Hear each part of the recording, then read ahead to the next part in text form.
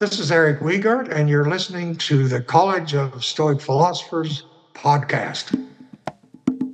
Welcome to the College of Stoic Philosophers podcast, a podcast dedicated to exploring the applied philosophy of traditional Stoicism.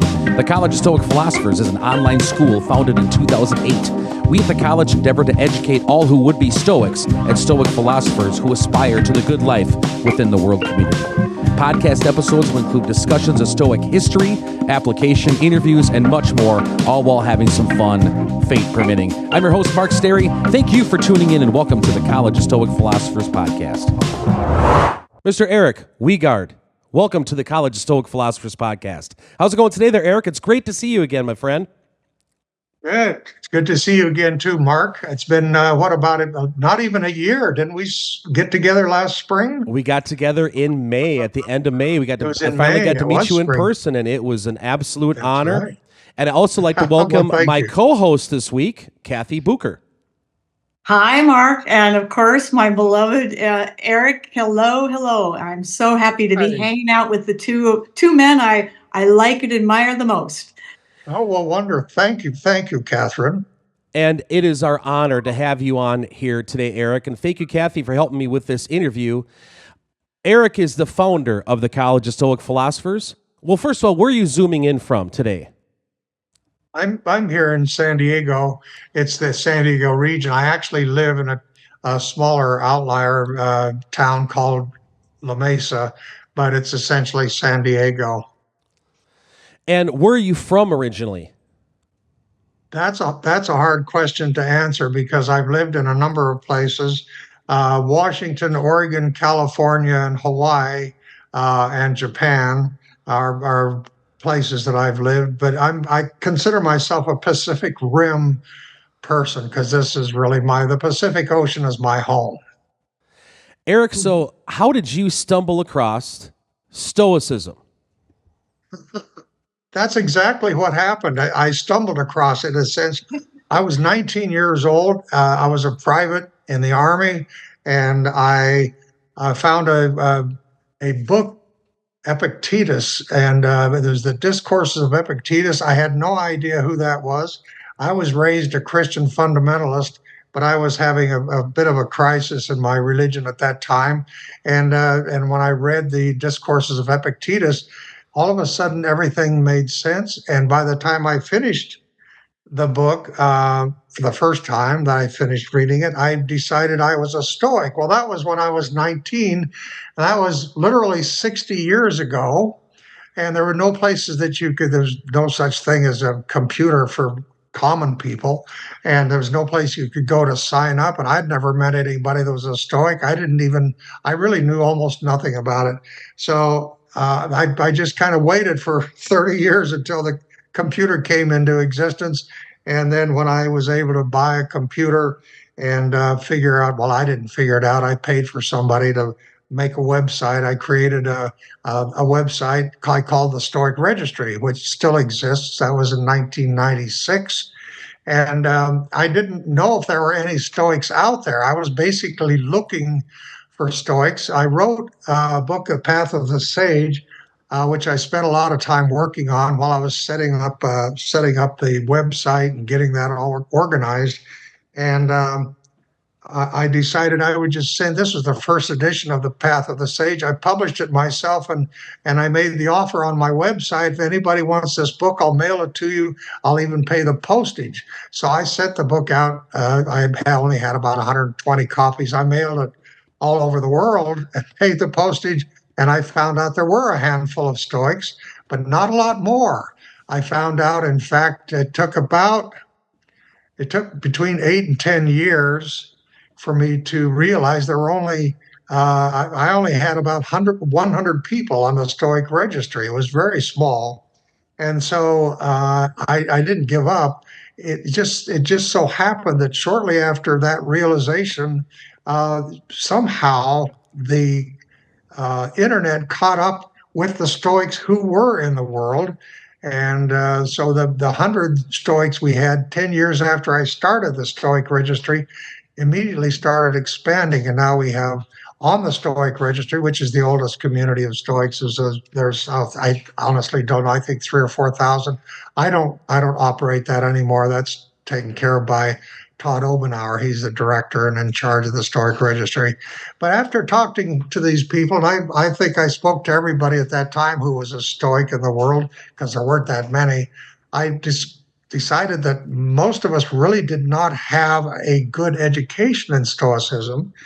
And academia in those days did not have a lot of books out there available on the subject. Most of them were written for graduate students of, philosophy professors communicating with other philosophy professors and graduate students. They were pretty hard to read.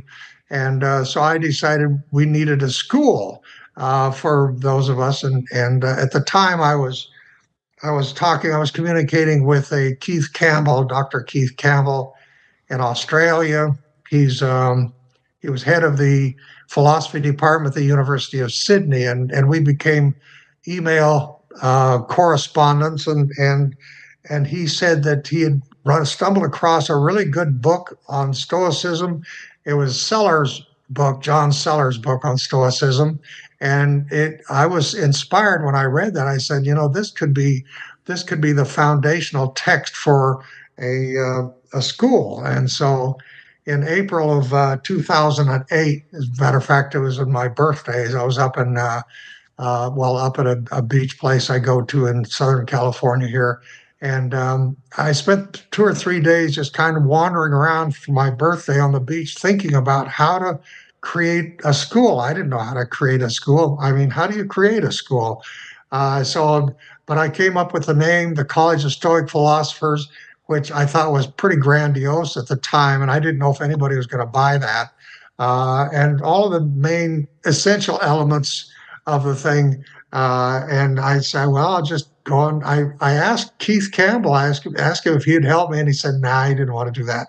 He was getting ready to retire. And so I started searching around for people that might give us give the students a little bit of confidence. And I was able to establish contact with Larry Becker and who was the other one I got? Oh, the guy up, and I don't even remember his name. I was a professor of philosophy at Portland State University, and I got them to say that they would be academic fellows of the college. I guess they just didn't know how to say no, because I'm sure they thought I was a total idiot, but I talked to them a little bit, and then we got started. We didn't really have much of a curriculum. I was just, read the book and give me some of your thoughts. And I was asking for book report stuff. Didn't have any deadlines. Didn't have any way of deciding who was eligible. I just said anybody can come. It doesn't cost anything. So I was just quickly overwhelmed, because by that time, this is 2008. By that time, the Stoicism became a thing on the internet, and all of a sudden they're just coming out of the woodwork. And so that's how that got started. I pretty quickly I actually went through 3 people I tried to get to be president of the college. One of them was a former president of a college. And I won't go into more. I can spend hours, so I'll kind of cut this short and say that because they wouldn't do it, I ended up being head of the college. I just wanted to teach what little Stoicism I knew, but I ended up being the head of the college, and I just then proceeded to make one mistake after another until I got everything figured. I just basically recovered from all the mistakes that I made, and that's where we are. And then a few years later, it was 2012, that's 4 years later, I decided that Stoic Essential Studies was not really advanced enough. So that's when I added the Marcus Aurelius program and the whole thing. And then invented the idea of people, if you're going to go that much work, you're going to have something. So I came up with the idea of fellow of the College of Stoic Philosophers as a kind of title that you could use after getting through that. And I really wanted it to be, but it took a long time. I wanted it to be a College of Stoic Philosophers, and that's what I consider today. That's not just the name of the school. I really consider that that is what the school produces, and that those are the people that run the school. Those are 21st century Stoic philosophers, and so I'm very happy to see that there are so many people who want to be Stoic philosophers in the 21st century. Yeah, yes, the admission rate just keeps climbing. Good, The faculty numbers keep expanding. great. It is a community, Eric, and it has the potential of lasting for hundreds of years, as far Oh, as I'm wonderful. concerned. With a little tweak here, a little tweak there, but a lot more women are coming into the Good. applicants. So we're starting to really have a fascinating journey ahead of us. These podcasts help put the word out there a little bit more. We've got now a discourse site and book clubs, and what you've spawned is just an amazing thing, I'm really and glad. very important in the lives of a lot of very intense scholars and practitioners. So Well, that's thank you. wonderful. I'm very happy. I'm very happy that is continuing and that it's useful, that people are finding it useful. And I've had a lot of interaction with a lot of people who have been in the school. I've had a lot of this people who are students, and I realize in talking with them that they're a lot like me. This is like one of the most important things in my life. And Stoic philosophy, once you embrace the concept, and it's really a lifestyle, if you will. It's a kind of lifestyle that becomes very important. It becomes increasingly important as you continue to be a Stoic and a Stoic philosopher. So I see there are a lot of people out there who it has become Stoic philosophy has become really important to their lives, and that's very rewarding to me. I'm glad to see that. Good. Yeah. Erik, I was one of your students, obviously, through Sure. ethics and physics and all that. And one thing I did appreciate about you was your teaching style. You were Oh, like you're here, you're fun, you're engaging, you're conscientious, and made it relatable to my life. And I thought that was really, I think that's what Stoicism was intended to in the first place. Like Epictetus says, you can study the syllogisms all day, but if you can't apply yeah. it, you don't, you're not quite getting it. And that's why I really thought that you really hit home, was applying it to my life. It literally changed my life. I say that all the time. And I also thank you for that. So, Eric, we formed about a year and a half ago a group of dedicated faculty who wanted to look at the curriculum, especially of Marcus Aurelius, and look at it and see if there are some new ways we can present the material that meets, today's kind of student, a student who Sure. wants perhaps more YouTube and visual teaching options, somebody who might react differently to having the material presented in one book versus another. We've sort of moved something like Hadot's Philosophy as a Way of Life to the Prosoche, little things like this, right? Right. What it really means to me is that it gives me more confidence in what the school is going to become, because, as I said earlier, I have a lot of experience with a lot of the people who have gone through the school, and I know that many of you are of a very high quality, and I know that you're also very honest and conscientious and well-meaning. And when you have more people with those attitudes and that skill set and that mindset, I think it can only get better. I think it's a very good thing, because I don't see, well, as we know from Heraclitus, nothing is fixed. Everything's in a constant state of flux, and so it has to change, and the school will change, I'm sure, many times, for as long as it lasts. But as long as the changes are made by Stoics, and especially Stoic philosophers, which I believe you are, as long as it's made by Stoic philosophers, I have every confidence that the right decisions will be made eventually. People will make mistakes because of, well, I did, but I'm hoping you don't make as many as I did. I'm sure you won't. And it's a good thing. That's a very good thing. Erik, so when you were in your teens and you discovered Epictetus, what was it about his writing and Stoicism in general that related to you so much? That's a really good question. I can't tell you. I can't tell you specifically.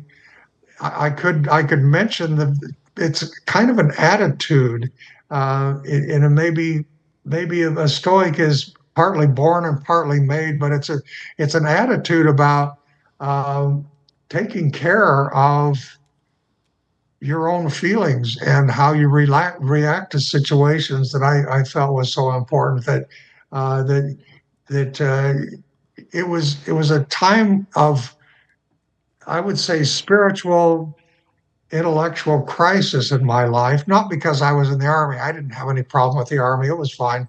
It was because I had been raised in a very, very strict fundamentalist Christian home. And I had pretty much rejected that by the time I went into the army. And so I was searching for something that made sense in life. And it was a book that all of a sudden, this is how things really are. This is something that I can believe in. This is something that I can practice. And so in his writing style. He's a very inspirational to me and people who love Epictetus. He's a really inspirational writer. In one sense, in one hand, he's inspirational, and on the other hand, he doesn't take any nonsense No, he sure from either doesn't. his students or he doesn't take any No, nonsense from anyone. I mean, so and I enjoyed that. I appreciated that. I think of Epictetus as saying, "Stop whining," right? Yeah, there you go. Yeah, you might just make that as the Epictetus slogan and put that up in your cubicle at work. Stop whining. Yeah, he doesn't have a lot of patience for people who are whining, and maybe I don't either. Although we're all guilty of it at times, but it's good that when we're Stoics, we remember, oh, wait a minute, no, I can't do that. So yeah, it's a good thing. Erik, so behind me in my bookshelf, I literally have a folder, a full that's labeled Erik Wiegardt writings. When Oh, did you good. start becoming such a prolific writer? Have you always been like that? No, not at all. I really started writing uh, when I wanted to set up a website, the Stoic Registry, and I started. I was at a. I had a particularly an unusual job at the time. I was a correctional deputy for the San Diego County Probation Department, and we had a work situation where we spent 84 hours in one week, and then we got the next week off. And so I did all my research at the local library, State University, San Diego State University Library, and I did all my research in philosophy then, taking notes until I had writer's cramps, and then writing it and translating a lot of the what I thought was unnecessarily esoteric and language of the philosophy professors, and making it something that people could read. And so in writing The Path of the Sage, it kind of that just kind of got me started. And then I needed to write more about this, and I pretty much found out that my the only way I could really see my thoughts and examine my thoughts then was in writing them down. And then pretty soon one thing led to another, and I never intentionally became a writer. It kind of came in through the back door when it comes to writing what I have. It's just that I keep finding things that I want to learn. And so my basic writing style is that when I want to learn something, I write it down so I can see it and think about it. And so essentially everything that I've written are things that I wanted to learn about Stoic philosophy or life or whatever. And in some cases it's autobiographical kinds of stuff, and that's just ego talking, and that's all right. But yeah. So Stoicism nowadays, maybe it was like this in 2008 when it started becoming a thing. It seems to be it can be used for, let's say, an athletic event where you have control over this, you don't have control over that, and it gives you kind of not mind hack, but some advice to help you deal with stressful situations. With yours, with our college, we definitely try to embrace the logic, the physics, and the ethics. And was stoicism to you always a spiritual experience as well, besides just helping out with day-to-day life? That's one of the things that I have struggled with for a really long time. I in and out and back and forth and vacillating on the whole spiritual religious aspect of Stoicism. There are parts of it in traditional Stoicism where we say that, well, first of all, we believe in a God, and we believe that the God is conscious and providential. And I translate that personally, from the logic point of view that, well, I won't go into the logic of it, but to imagine something that is inert and just a vegetative process having the ability to create something greater than itself, which is consciousness. For a vegetative process to be able to create consciousness and yet not be conscious seems to me just logically incoherent. And so, consciousness to me is obvious that nature must be conscious with the genius that we know, what little we know about nature, the intelligence of nature. I think really indicates that consciousness is real, and the providential part.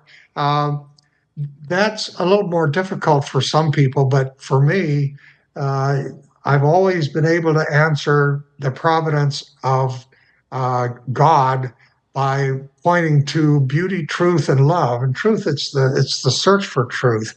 And so I can't accept, number one, that a vegetative process can create the whole idea and of beauty and the search for truth that the humans and the more intelligent animals have. I guess maybe we're the only ones that actually search for truth, but I'm not entirely sure that's true. Um, those things that nature created, to me, I consider very providential.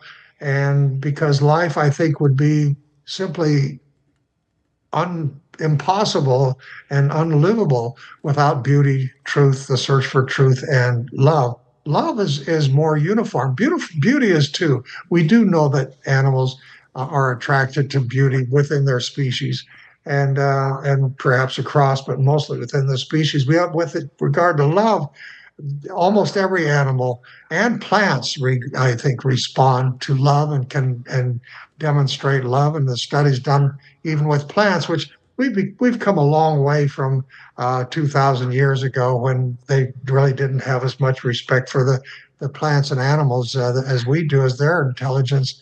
And I think that love across the species is universal, and it simply has to be uh, encouraged for it to take place.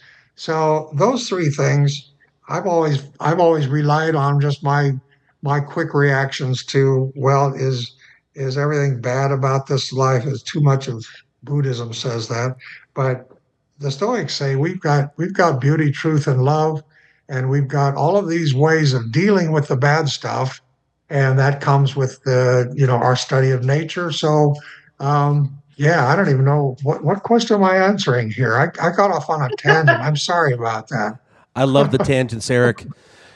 One of my aha moments when I had physics with you, because up till then, I grew up basically a cafeteria Catholic in small town Wisconsin, and then moved to the city and became too political and money oriented for me. So I kind of hung up all that, but still felt some kind of spiritual nature inside. And when you mentioned the word panpsychism, like you were just talking about consciousness, you first of all said you hated the word. They should have thought of a better word, because it's not a very easy or fun one to say.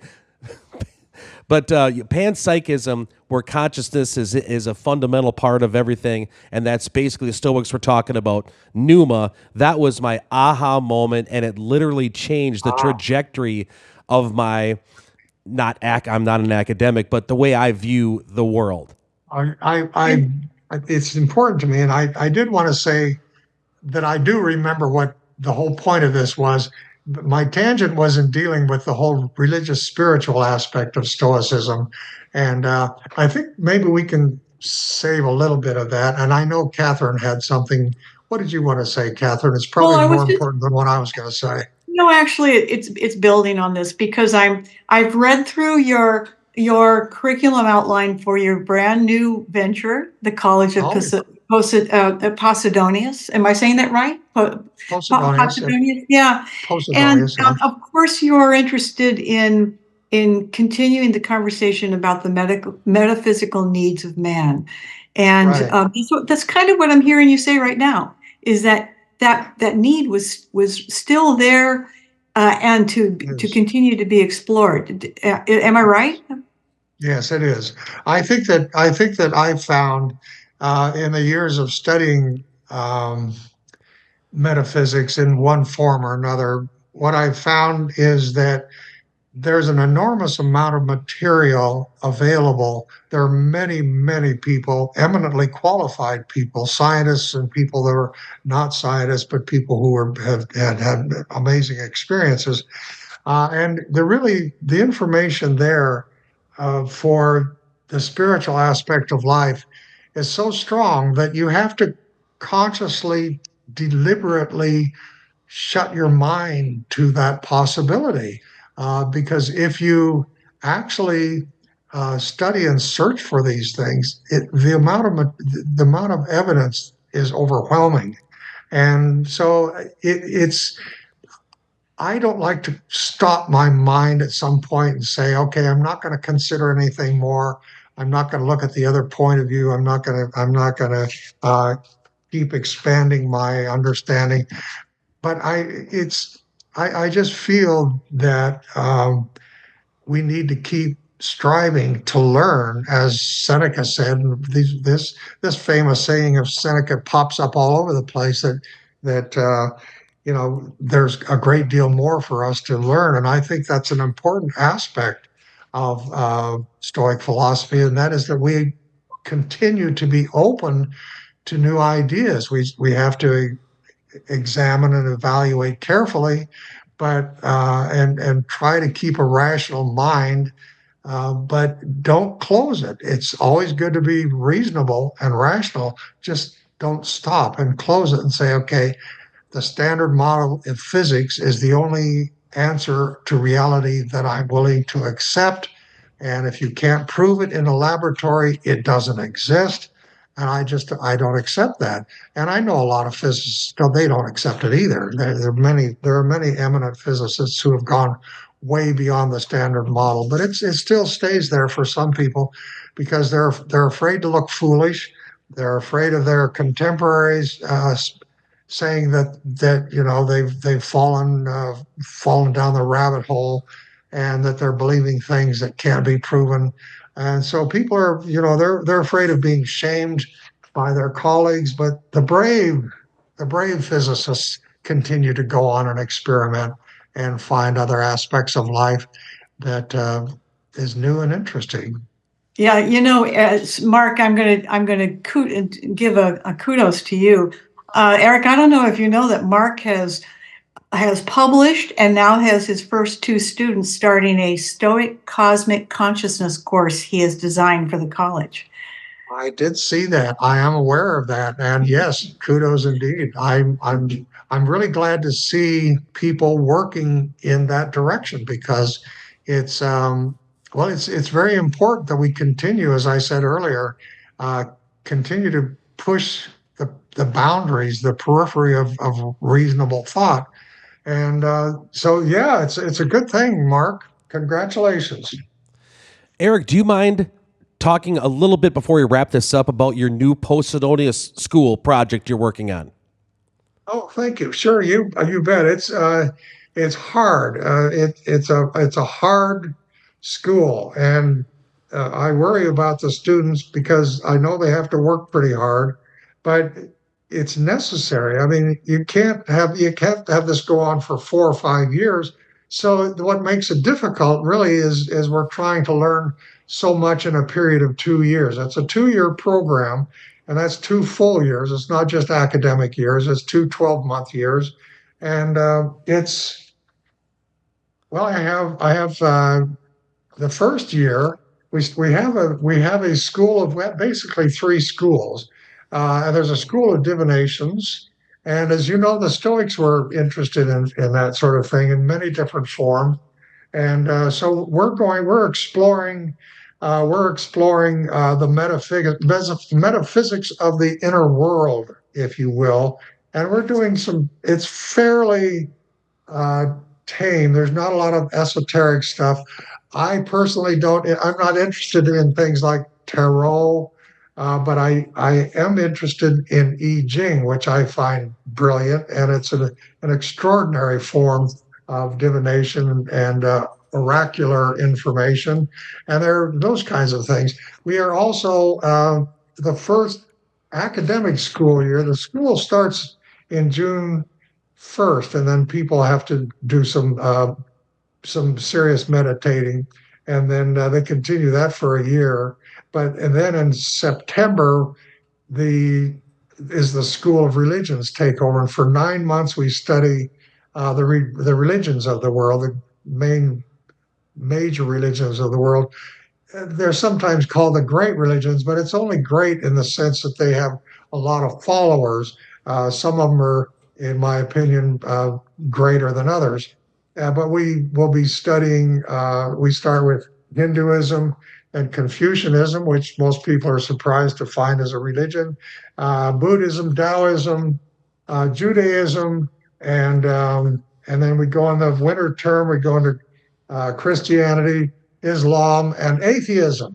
So we'll spend as much time on atheism as we do on Christianity because it's an important part of how people think today. And then the second year, the School of Divisions again starts in June 1st, and what we are doing at this point is the beginning of studies on daimon contact.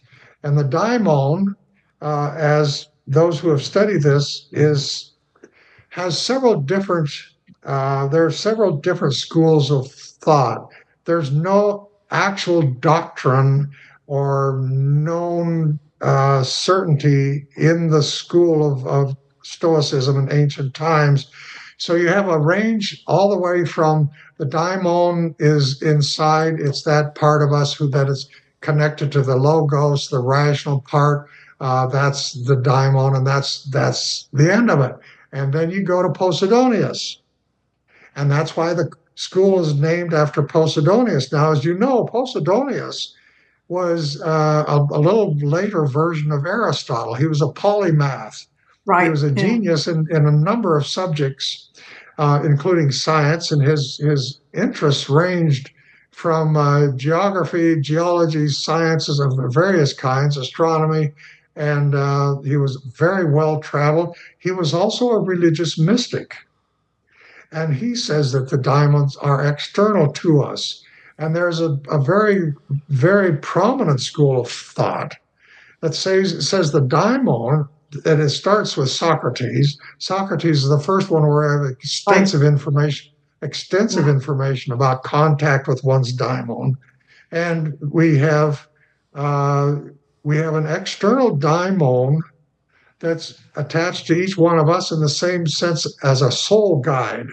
Now, the Christians might call them angels, and a more New Age person might call them a soul guide, a person who has had a near-death experience meets their soul guide when they enter the light and so forth. And it's so in the literature of metaphysics and afterlife, it's a very prominent existing thing, and it's external to us. It has its own existence, and as Posidonius said, he could see he was. I don't know. We don't have any information of how he saw them. He was able to see daimons in the air everywhere. He was actually had a very thin veil between him and the next world, apparently, because he had remarkable religious mystical experiences, in addition to being a genius in science. And that's what I wanted to be able to bring together under one roof, if you will, figuratively speaking. It's still an internet school, so it's an online school, so our roofs are imaginary. But he has really provided, I think, the example for us of what we want to know, and we need to know the science. We need to know the standard model. We need to know the alternative model, and that's what we study in the second year, the second school year. So following the divinations, where we will be attempting to contact our daimon individually, as Posidonius apparently was capable of doing. And then in the September, after that starts, we have the School basically of Science. And the School of Science is where we examine the standard model and some alternatives of scientists who are eminent in the field and have another point of view, and a more open-minded point of view, I might say. And then the school term and the school 2 years ends the following spring term. And that's basically the student then gathers together all of the information that they have accumulated, which will be considerable, believe me, because I'm reading the stuff and creating the curriculum, and it is considerable. And they bring it all together and they examine basically what they find believable. And they'll be following essentially the 19th century pragmatist philosopher William James and his essay, The Will to Believe. I find one of the most critical and most important essays ever written to a person who has any doubt or wonder about their religious beliefs. And the pragmatist philosopher William James did, I think, the world a service. I think every seminary in the world of every religion should be a required study for everyone to examine what you believe and what makes a legitimate belief, what makes it believable, and how do you use that, and how do you decide that it's believable. So the students gathering together this rather overwhelming amount of information that they've accumulated over the past 2 years, then write a final thesis, or it could be called a thesis, if you will, but that is kind of the ultimate point of the school then, is to examine your own life and your own thoughts, and what do you believe and why. So you basically create a metaphysical model for your life. Now, is that the same model that you're going to take to you to the grave? Well, probably not. Maybe it is. But many people, as you pointed out earlier with the faculty there at the College of Stoic Philosophers, they continue to work, they continue to study, they continue to expand their minds, and horizontally and vertically as they go deeper in the immaterial. And this is essentially, but when they finish 2 years of some very rigorous work, they will have a very clear idea metaphysically of their metaphysical beliefs, why they believe them, and why they believe that they're correct and good for their life. Erik, if listeners are interested in getting more information or signing up for this school, how do they do that? The stoicmonastery.org is just a website. You can find that. You can find the College of Posidonius. You can find out all about the Stoic Monastery, which is a different institution. But yeah, we'll have to talk about the monastery another time. Thank you for tuning in to the College of Stoic Philosophers podcast. Please visit the collegeofstoicphilosophers.org for information on the college, e-journal, and course offerings. Till next time, pro-cop time.